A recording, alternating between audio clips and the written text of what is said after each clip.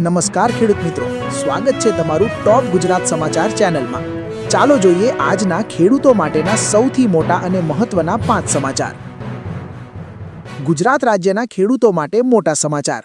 હાલ ખેડૂત મિત્રો, રાજ્યના ખેડૂતોના હિતમાં મુખ્યમંત્રી ભૂપેન્દ્ર પટેલે મહત્વનો નિર્ણય લીધો છે।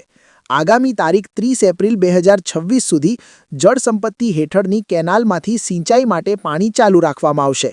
જળ સંપત્તિ મંત્રી ઈશ્વરસિંહ પટેલે જણાવ્યું કે ગત ચોમાસું વહેલું શરૂ થયું અને મોડું પૂર્ણ થયું। કમોસમી વરસાદથી ખરીફ પાક નિષ્ફળ ગયો અને રવિ સિઝનની વાવણી મોડી થઈ। આ વર્ષે રવિ પાકની લણણીમાં વાર થવાની શક્યતા છે। ત્યાર પછીના મોટા સમાચાર જોઈએ તો ગુજરાતમાં ભર ઉનાળે માવઠાની આગાહી।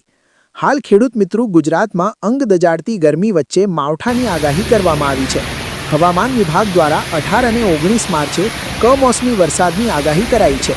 18 માર્ચે કચ્છ, બનાસકાંઠા, પાટણમાં માવઠાની શક્યતા છે, જ્યારે 19 માર્ચે કચ્છ, બનાસકાંઠા, પાટણ, સુરેન્દ્રનગર, મોરબીમાં માવઠાની શક્યતા છે।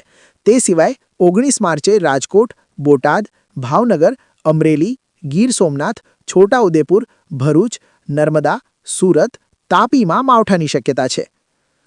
ત્યાર પછીના મોટા સમાચાર જોઈએ તો ખેડૂતના ખાતામાં આવશે 2000 રૂપિયા। હાલ ખેડૂત મિત્રો, પીએમ મોદી આજે કિસાન સન્માન નિધિ યોજનાનો આગામી હપ્તો જાહેર કરશે। આ યોજના હેઠળ 9.32 કરોડ લોકોના ખાતામાં રૂપિયા 2000 જમા કરવામાં આવશે। પીએમ મોદી આજે આસામની મુલાકાત દરમિયાન કિસાન સન્માન નિધિનો 22મો હપ્તો જાહેર કરશે।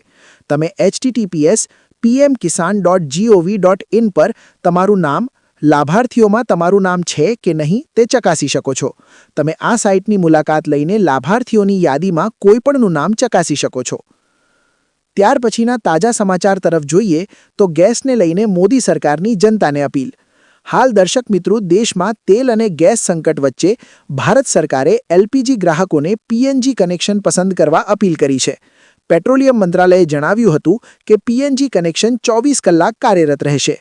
ભારતમાં તેલની કોઈ અછત નથી। ગ્રાહકોએ અફવાઓના આધારે ગભરાણમાં ખરીદી કરવાનું ટાળવું જોઈએ। કૃપા કરીને પેટ્રોલ પંપ માટે જારી કરાયેલી માર્ગદર્શિકાનું પાલન કરો। ગભરાવાની જરૂર નથી। વધુમાં સીએનજીના પુરવઠામાં કોઈ અછત નથી।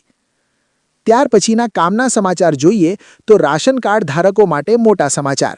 હાલ દર્શક મિત્રો, મેરા રાશન સુવિધા સાથે લોકો હવે તેમના મોબાઈલ ફોન પર તેમના રાશન કાર્ડની વિગતો ચકાસી શકે છે। તે પરિવારના સભ્યોની વિગતો, રાશન કાર્ડની સ્થિતિ અને તેઓ મેળવવા માટે હકદાર છે તે રાશનની રકમ જેવી મહત્વપૂર્ણ માહિતી દર્શાવે છે। પહેલાં લોકોએ આ માહિતી મેળવવા માટે રાશન ડીલર અથવા સરકારી વેબસાઇટની મુલાકાત લેવી પડતી હતી, પરંતુ હવે આ સુવિધા સીધી તેમના મોબાઈલ ફોન પર ઉપલબ્ધ છે। તારીખો નોંધી લેજો।